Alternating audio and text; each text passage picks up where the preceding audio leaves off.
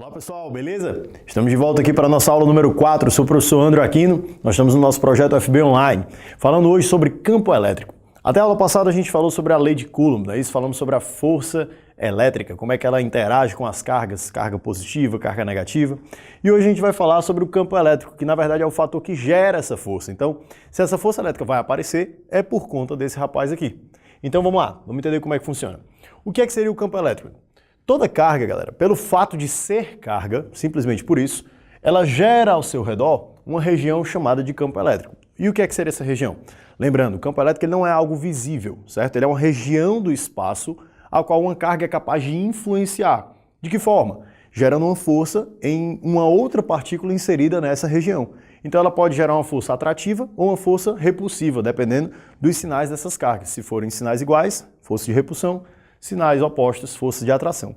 Então, essa carga que eu coloquei como exemplo uma carga positiva, lembrando, é só como exemplo, poderia ser uma negativa, ela cria ao redor dela essa região de campo. Nós não conseguimos visualizar esse campo perfeitamente, então o que a gente faz? Coloca cargas menores, Qzinho, certo? Que vão ser chamadas de cargas de prova. Então nós temos a nossa carga fonte, carga de prova. As cargas de prova vão indicar para a gente se existe ou não um campo elétrico. Então antes de eu falar um pouco mais sobre elas, vamos aqui rapidinho escrever o nome de cada uma. Carga Qzão, pessoal, é a nossa chamada carga fonte. André, por que ela é chamada de carga fonte? O nome é autoexplicativo. É porque ela é quem gera o campo elétrico. Então, essa carga Qzão, ó, é quem está gerando o campo elétrico aqui para que as outras sofram influência, ok? Por isso que ela é chamada de carga fonte.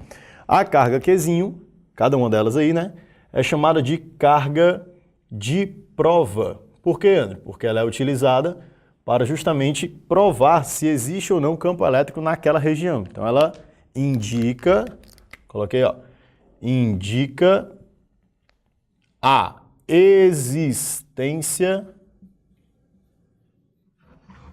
de campo. Então ela vai indicar para a gente se existe ou não o campo elétrico naquela região. Como é que ela faz isso, André? Vamos lá. Você tem aqui uma carga positiva dentro da região de campo elétrico dessa outra carga positiva. Positivo com positivo gera força de repulsão.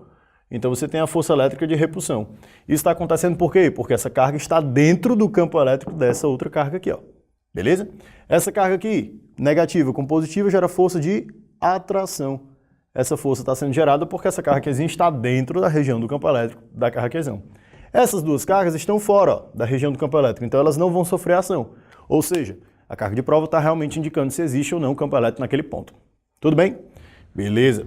E aí, galera, temos que lembrar de um detalhe. O campo elétrico é uma grandeza vetorial, certo? E como toda grandeza vetorial, ela possui o quê? 3 características: módulo, direção e sentido. E nós precisamos determinar isso. A primeira que a gente vai determinar é justamente a primeira característica, que é a intensidade, ou seja, o módulo do vetor campo elétrico. Intensidade.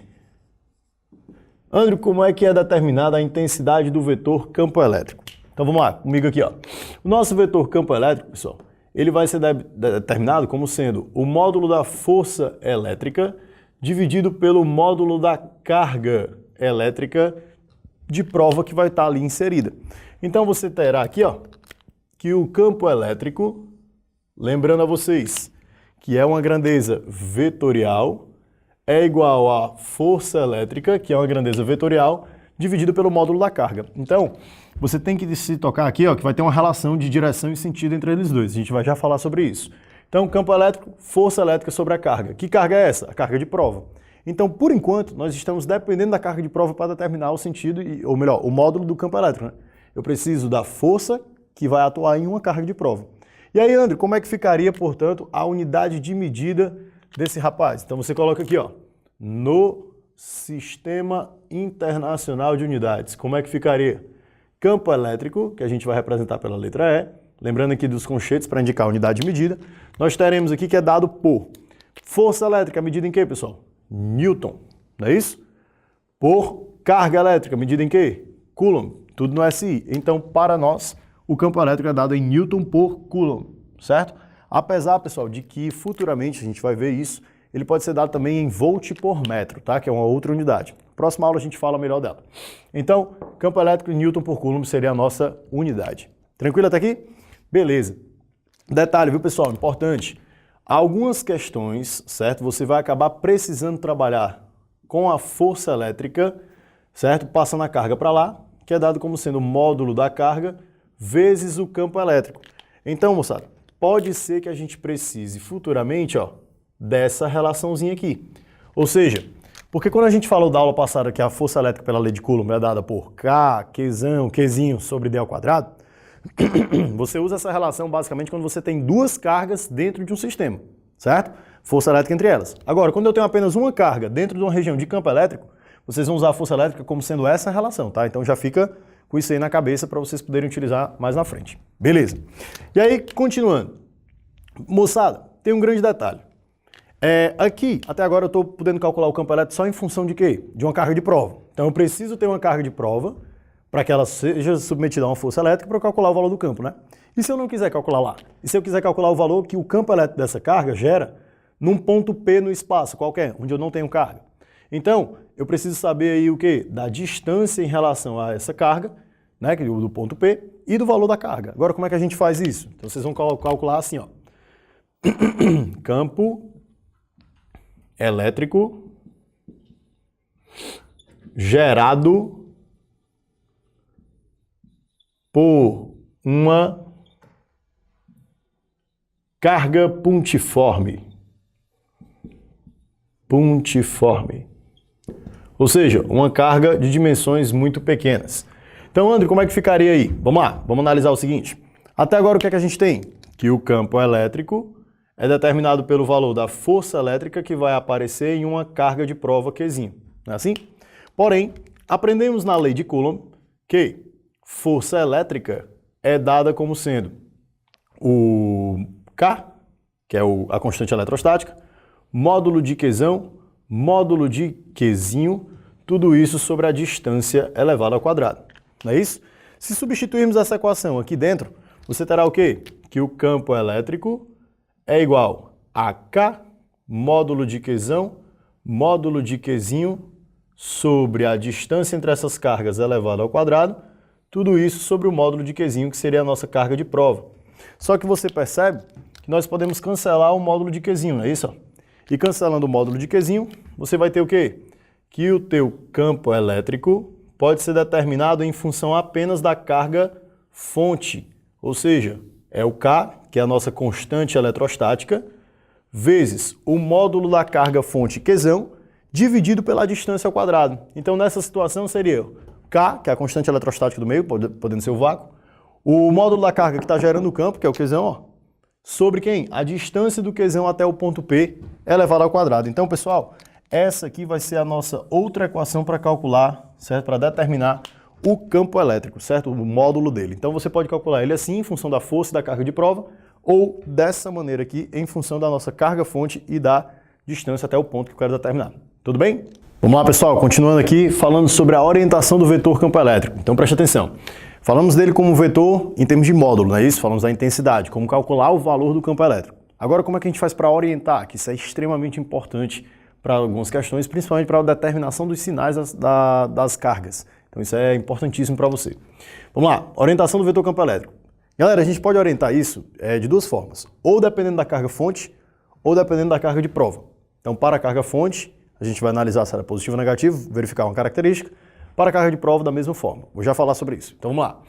Para a carga fonte, quando ela é positiva, o que é que a gente precisa saber?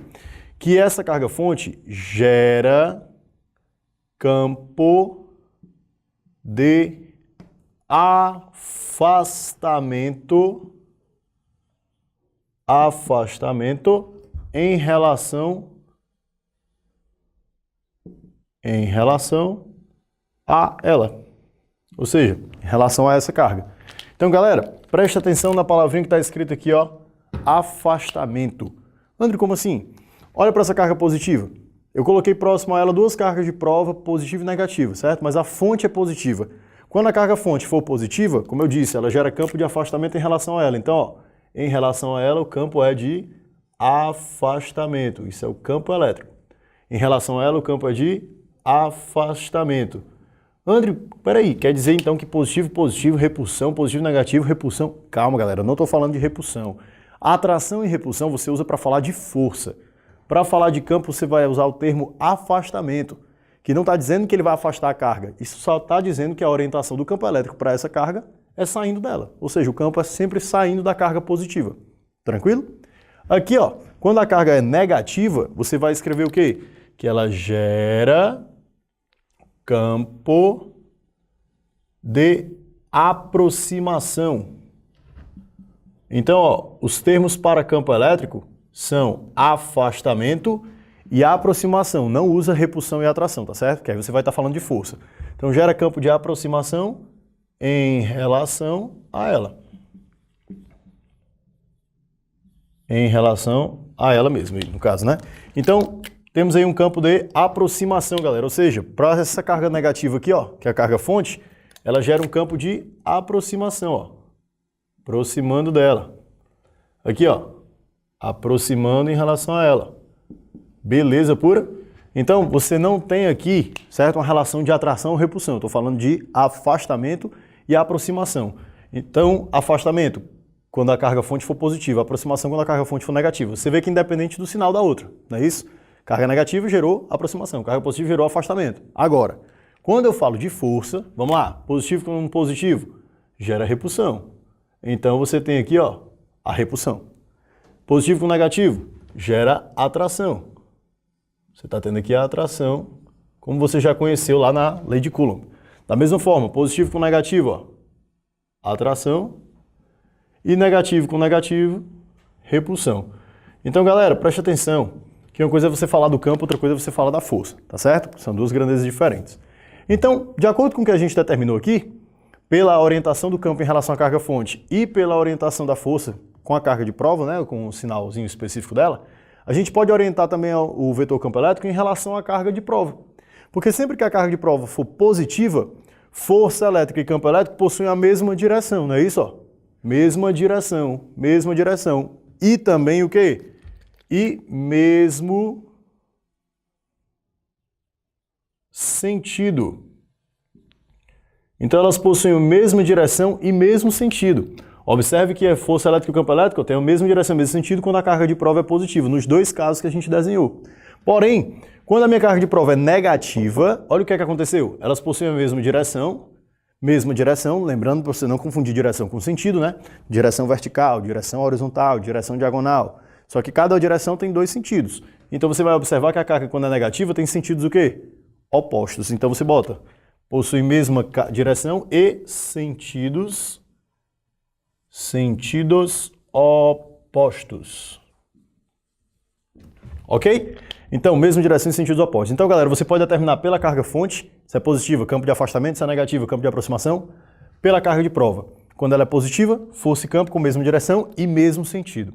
Força, quando ela é negativa, força e campo possuem mesma direção e sentidos opostos. Isso aqui, galera, vai te ajudar muito a determinar o sinal das cargas futuramente, certo? Tem algumas questões que a gente vai encontrar por aí, tá bom? Então, fica ligado nessa conotação aí.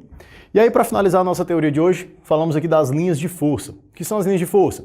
São linhas que tangenciam o vetor campo elétrico. Então, lembra, tangenciam, certo? Sempre tangentes ao vetor em cada ponto. E representam suas características. Como assim representam suas características? Você está falando de um vetor. O vetor ele tem o quê? 3 características, módulo, direção e sentido. Então, elas vão representar exatamente essas 3 características. Como elas representam direção e sentido? Pela orientação da sua curva. Então, imagina aqui, ó, que eu tenho linhas de força. Aqui seria um exemplo. Certo? Essas linhas estão indicando aqui a direção e o sentido de para onde vai o campo. Lembrando que elas são tangentes a ele. Então, em cada ponto você vai ter o quê? Um vetorzinho tangente, certo? Representando a direção e o sentido dele. Ó. Observe que à medida que ele vai fazendo a curva, ele vai mudando a direção e o sentido.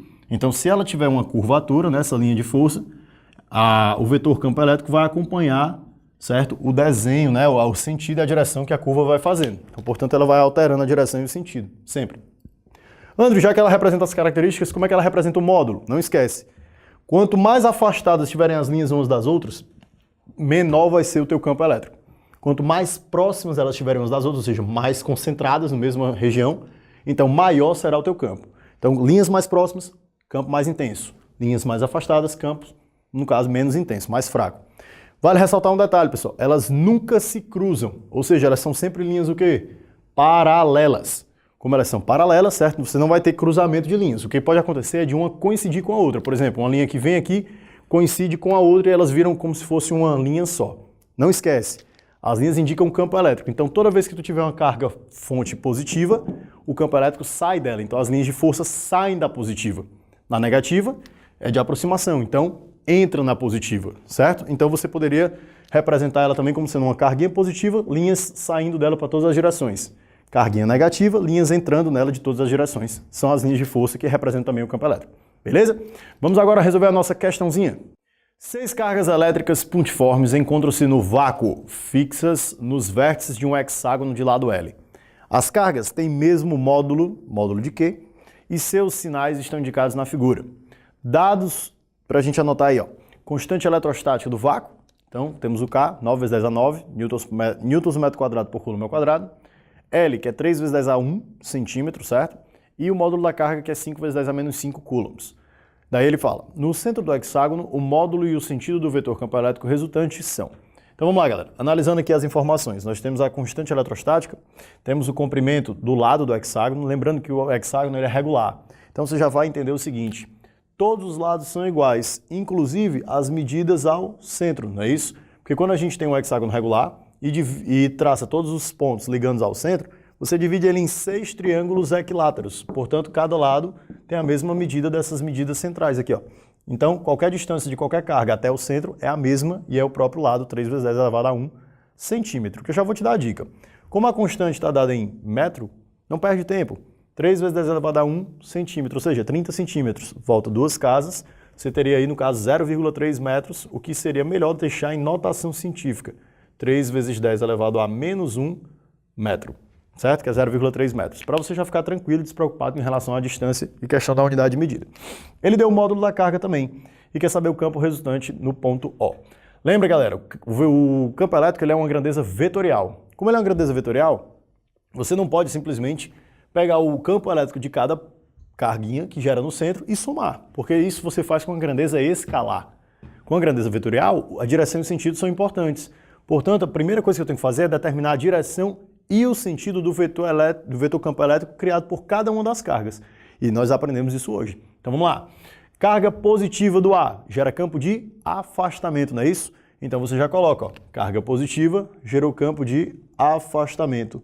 Então esse campo gerado pela carga A, eu vou chamar de EA, campo de afastamento em relação a ela. A B, ela é negativa, gera um campo de quê? De aproximação. Então nós já sabemos aqui que o campo elétrico criado pela carga B vai ser de aproximação em relação a ela. Então você já escreve esse campo B mirado aqui, ó, certo? Para a carga B. A carga C também é negativa, então gera um campo também de aproximação. Então nós temos aqui o campo criado pela carga C, aproximação em relação a ela. A carga D, porém, é uma carga positiva também. Então vai gerar um campo de quê? De afastamento em relação a ela. Então nós temos aqui, ó, o campo criado pela carga D, que eu vou chamar ele de campo ED. Tranquilo? A carga E também é positiva, então também vai gerar um campo de afastamento, de afastamento em relação a ela. Então a gente coloca aqui, ó, para o outro lado. Campo de afastamento em relação a ela. Seria do campo da carga E, não é isso? Campo da carga E. Beleza. E aí, pessoal, última carguinha que é a carga negativa. Gera campo de quê? De aproximação em relação a ela. Então você já coloca aqui, ó, campo de aproximação EF em relação a ela. Então, pessoal, dado que o campo de todas as cargas, nós temos A gerou afastamento, B gerou aproximação, C gerou aproximação, D gerou afastamento, E gerou afastamento e o F gerou aproximação. Então, se você analisar bem, nós aprendemos que o campo elétrico, criado por uma carga pontiforme, ele pode ser dado pelo K, que é a constante, o módulo da carga Q, que está gerando esse campo, sobre a distância dessa carga até o ponto que você está analisando o campo, elevado ao quadrado. Moçada, K é uma constante, então é igual para todas elas, não é isso? O enunciado falou que todas as cargas têm o mesmo módulo, então todas elas têm o mesmo Q. E se você observar, pelo que a gente falou no início, no hexágono, todas as distâncias aqui de cada carga até o centro, que é o vértice, né, de cada vértice para o centro, é a mesma. Então a distância também é igual. Então, todos os campos elétricos criados por cada uma das cargas têm mesmo módulo, porque tem mesmo K, mesmo Q e mesmo D. Logo, aqueles campos que se opõem, que são opostos, eles vão provavelmente o quê? Se anular, já que eles têm sentidos opostos. Então, vocês vão observar que o campo de A é anulado pelo campo de D, já que eles têm sentidos opostos e mesmo módulo. O campo de C é anulado pelo campo de F, já que eles também têm sentidos opostos. E aí você tem apenas que o campo de E e o campo de B que atuam no mesmo sentido. Portanto, eles vão o quê? Se somar, já que são vetores que atuam no mesmo sentido. Ou seja, galera, o campo resultante, certo? Que seria o campo resultante lá no ponto O, né? Que é o centro do hexágono. Você vai ter aí que ele vai ser o quê? Dado pelo módulo do campo criado pela carga B com o campo criado pela carga E. Só que o detalhe é que esses dois campos que sobraram também têm o mesmo módulo, né? Que a gente analisou, mesmo K, mesmo Q e mesmo D. Então, basta você dizer que o quê? Que você tem um campo que é 2 vezes o valor do campo criado por um deles. E quanto é que é o campo? K, módulo da carga de um deles, dividido pela distância elevado ao quadrado. E aí é só substituir e correr para o abraço. Campo O vai ser dado por 2 vezes, quem é a constante? 9 vezes 10 elevado a 9. Quem é a carga? 5 vezes 10 elevado a menos 5. Sobre a distância, que é 3 vezes 10 a menos 1, né, que você passou para metro, elevado ao quadrado. Então ficaria 3 vezes 10 elevado a menos 1 elevado ao quadrado. E aí aqui você ficaria com campo E0 é igual 2 vezes 5, 10 vezes 9, vezes 10 a nona com 10 a menos 5. Repete a base, 9 com menos 5 ficaria 4. E aí você teria aqui 3 elevado ao quadrado, 9, 10 a menos 1 ao quadrado, 10 elevado a menos 2, que você multiplica os expoentes. E aí você simplificaria. O 9 vai embora com 9. Esse 10 a menos 2, pessoal, está negativo. Lembra, com expoente negativo, sobe com expoente positivo. Então ficou campo resultante no ponto O sendo 10, que multiplica 10 à quarta, que multiplica 10 ao quadrado. Ou seja, você repete a base, que é 10, e soma 1 mais 4, 5 mais 2, 7. Então ficaria 1, que multiplica 10 elevado a 7, o quê? Newtons por Coulomb, que seria a unidade do campo elétrico resultante lá nesse ponto O. Então, o campo elétrico resultante nesse ponto O, 1 vezes 10 elevado a 7 newtons por Coulomb. Vendo agora qual é o sentido? Olha só. Sobrou o campo EB e o campo EE. Então, o campo resultante vai ser indo de E para B. Então, você coloca 1 vezes 10 elevado a 7 de E para B. Ou seja, você marcaria sem nenhum problema o item E para resolver essa questão. Tranquilo? Então, essa foi a nossa aulinha sobre campo elétrico, pessoal.